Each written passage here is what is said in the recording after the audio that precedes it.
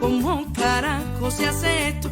Dejar mi casa, mi familia, mis afectos, dejar mi tierra y mis amigos, porque no todos se vienen conmigo. Y yo lloré, grité y pataleé, pero la vida me lo hizo entender y agarré mi guitarra y mi equipaje y dije: Maduro, coño es tu madre, y me fui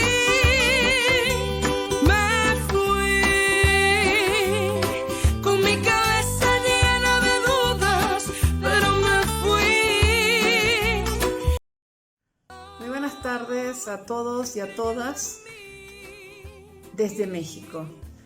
Es un gran gusto para nosotros participar en este cuarto simposio sobre política y discurso, y agradecemos a los coordinadores, la doctora Carmen Arteaga y doctor Pedro Alemán, por la organización sobre un tema que nos ocupa a todos.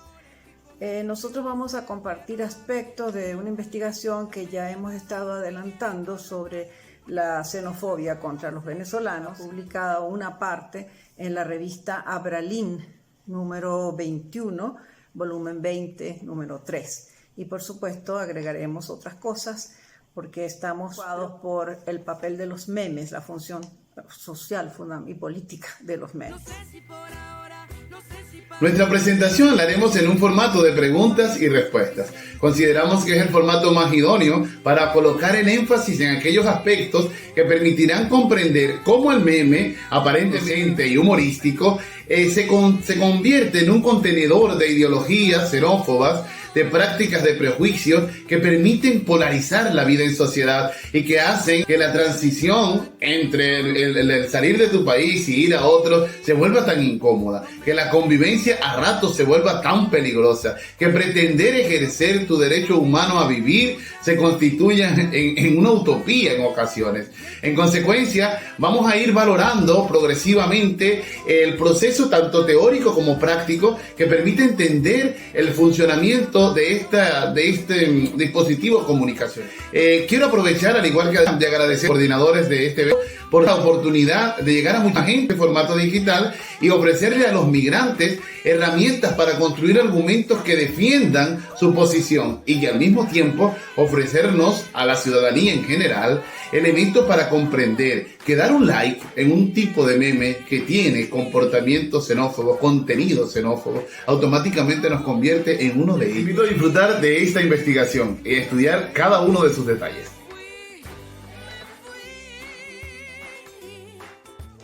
El prejuicio y la xenofobia se han estudiado desde diferentes perspectivas y la xenofobia ha existido siempre para profundizar la diferencia y el odio hacia los extranjeros. El trabajo que se publicó en el año 84 fue Prejudice and Discourse, el prejuicio en el discurso de Ted Van, quien estudió esta situación y pudo aislar o reconocer las diferentes estrategias en todos los niveles de análisis discursivo, ¿no? Lingüístico, discursivo e ideológico. Esto lo hizo en la conversación y es en realidad un referente importante. No obstante, los cambios que estamos sufriendo nosotros con los grandes movimientos migratorios y también con los cambios en la comunicación, sobre todo las redes sociales, nos invitan a trabajar el discurso de otra forma, a verlo en su dinámica, a verlo no solamente a través de encuestas, entrevistas o del análisis de la conversación, sino verlo en la dinámica social. Nosotros lo que queremos hacer entonces, el meme, ¿cuál es la función que tiene? Porque allí confluyen diferentes sistemas semióticos, se mueve a gran velocidad, tiene varios aspectos que vamos a trabajar aquí. Nuestro objetivo es defender la forma en que la xenofobia se normaliza. El problema es que esto se normaliza. El meme es aparentemente un texto inocente, aparentemente humorístico, pero para nosotros no es tal. Y entonces lo vemos desde una perspectiva lingüística, interaccional y crítica que vamos a explicar.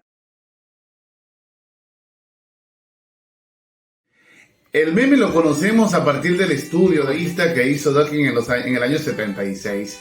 Y a pesar de múltiples posiciones teóricas, nos vamos a orientar con la de que lo anuncia como una unidad de información que vive en la mente humana y que tiene la capacidad de influir en la cotidianidad, es decir, en la vida social del individuo. Ahora, lo novedoso es que él ejerce una lucha importante por gobernar la mente del hospedador y lo hace mediante el uso de voces, de imágenes, de juegos de interacción comunicativa que terminan por enlazar representaciones del sujeto con textos cognitivos, sociales, que de algún modo construyen una imagen de ese proceso social al que alude. En el funcionamiento de los memes, el sujeto tiene una participación tremenda porque él los genera y también los reproduce. En todo caso, Dawkins, años después, en el 2001, reconoce que, la participación del meme en Internet va a tener un efecto brutal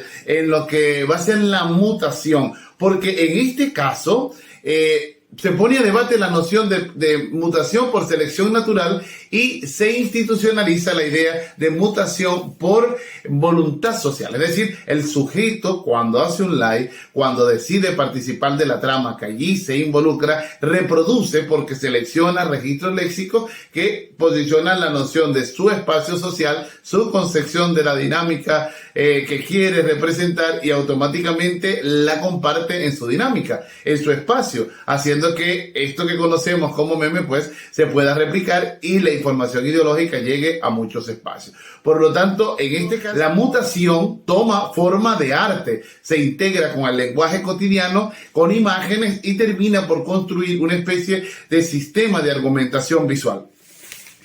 El meme constituye un lenguaje propositivo y en este sentido deja que el usuario plasme su representación del proceso social como una unidad de la cultura digital en la que pertenece. Es decir, el meme lleva a la red funcionamientos de la cultura y en ese punto empieza a tomar forma como un replicador social, como un replicador ideológico. Es importante tener presente que el meme aprovecha la energía, el dulce de la alegría e involucra a través de acto de habla, voluntades, genera agrupaciones, moviliza efectos. Por tanto, hay que precisar que el meme tiene contenido, se apoya en la multimodalidad para materializarlo y revela posiciones de los sujetos y obviamente cargas ideológicas en ellos.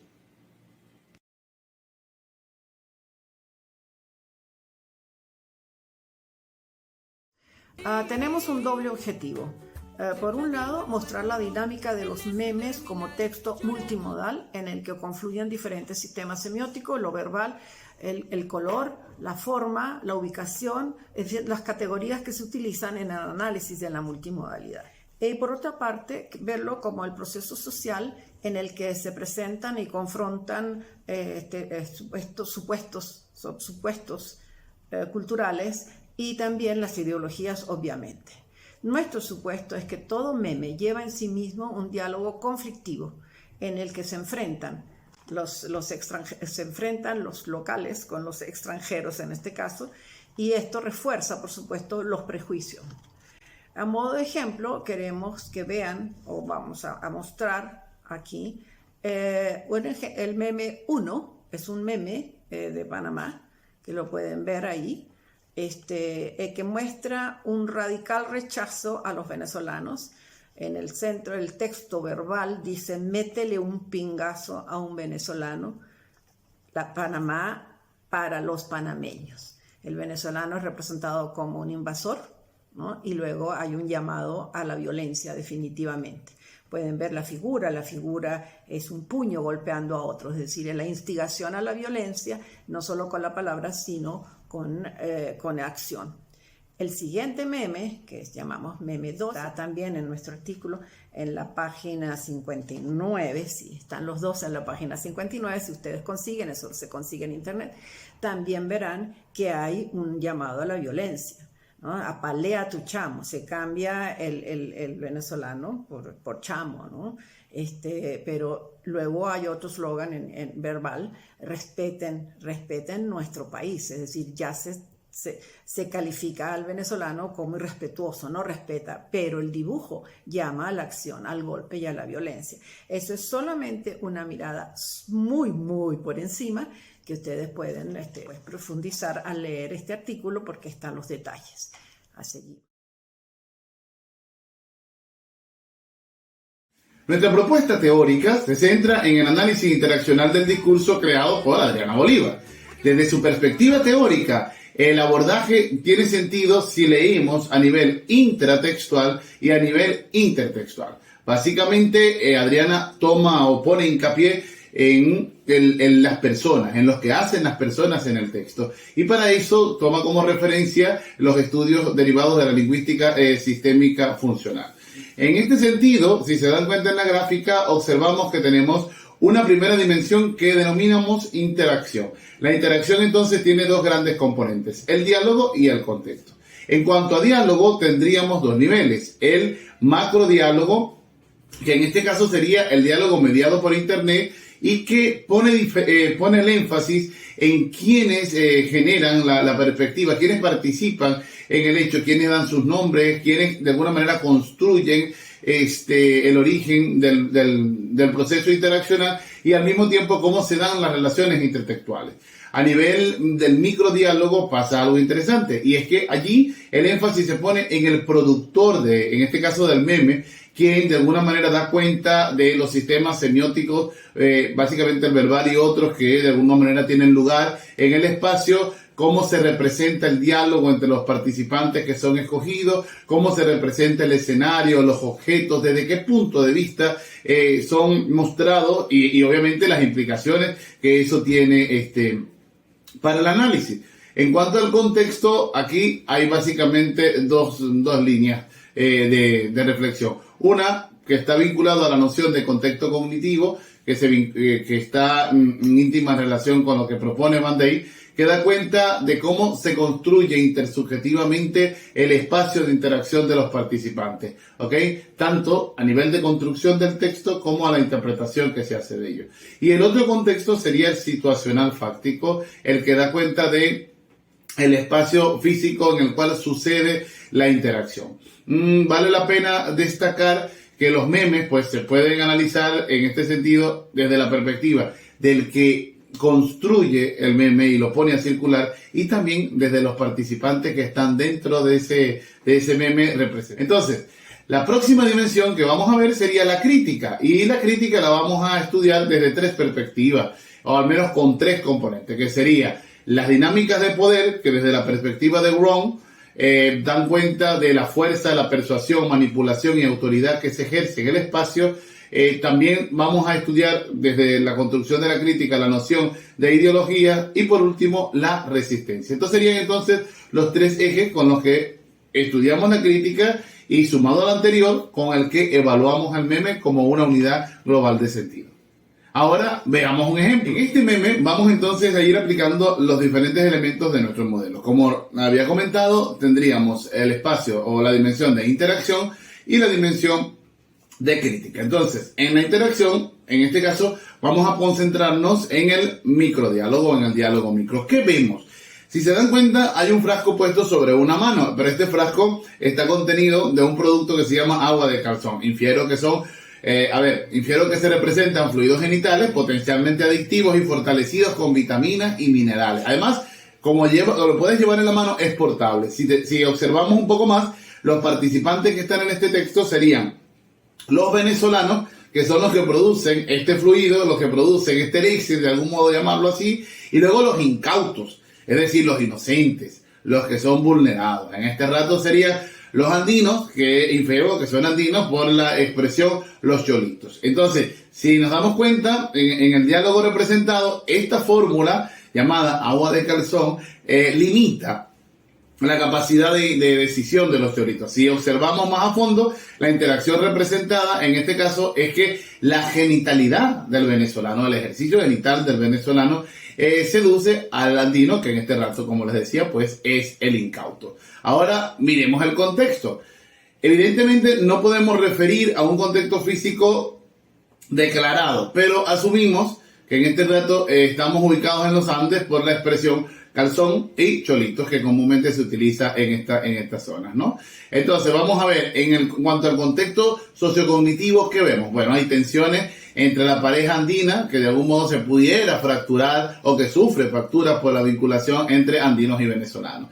El venezolano se le reduce la posibilidad de crear una pareja, ¿ok? Debido a que su vocación básicamente se ejerce desde la genitalidad. Estamos diciendo que, que la mujer pues se vende y que el hombre pues también, que de alguna manera no son capaces de desarrollar psicoafectivamente un vínculo, sino que lo hacen desde el interés.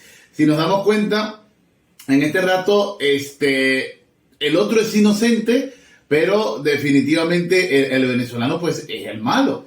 Y en este rato estamos condicionando su posibilidad de interacción con el otro a cambio de un algo, que en este rato pudiera ser pues dinero, estabilidad migratoria, social, entre otras.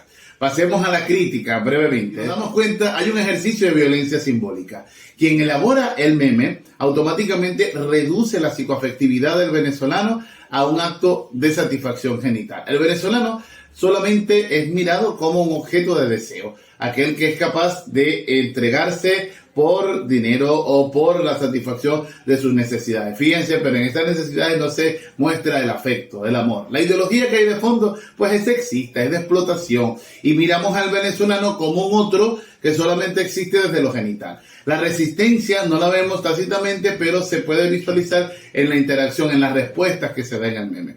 Si ahondamos un poco más, la noción de prejuicio da cuenta o se empieza a construir cuando el venezolano se reduce a la agua de calzón. Incluso se exalta el hecho de que tiene vitaminas y minerales, haciendo alusión a esa representación metafórica de que ofrece fuerza. O sea que estaríamos hablando de una persona que es fuerte en el ejercicio de la genitalidad, en el ejercicio de la explotación del deseo, y los otros pues simplemente son inocentes. Técnicamente el venezolano es malo, y eso significaría que si replicamos esta representación, automáticamente cuando miras a una mujer en la calle pudieras pensar, no, es una venezolana, es igual, es prostituta.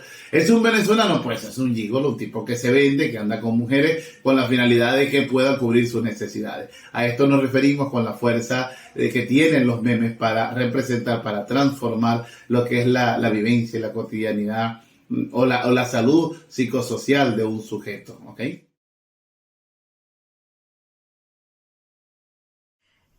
Primero, que el meme es un texto de gran potencial comunicativo, se origina en un país y puede recorrer el mundo, ¿no? Se va transformando. Es un texto aparentemente inocente, pero muy peligroso, porque no es humor lo que hay ahí.